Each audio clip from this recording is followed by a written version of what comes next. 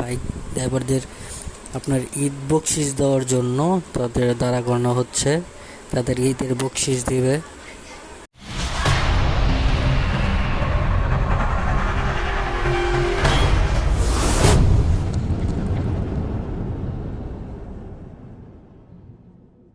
Hello, welcome operator. আপনাদের মাঝে আবার ঈদের দ্বিতীয় দিন চলে আসছি আপনাদের ঈদ মুবারক জানাইতে। আসলে ঈদ মুবারক জানাইতে যা এয়ারপোর্টের সামনে দেখলাম পুলিশগুলো দাঁড়ায় আছে, কোনো একটা ঝামেলা।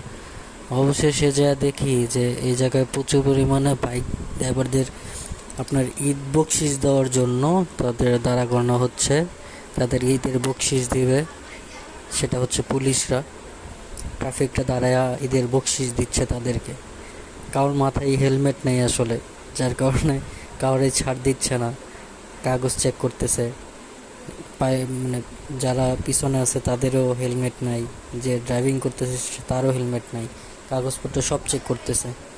আর এটা অবশ্যই দরকার ছিল, কারণ এই ফাঁকা রোডে পেয়ে বাইক প্রচুর পরিমাণে অ্যাক্সিডেন্ট হয়।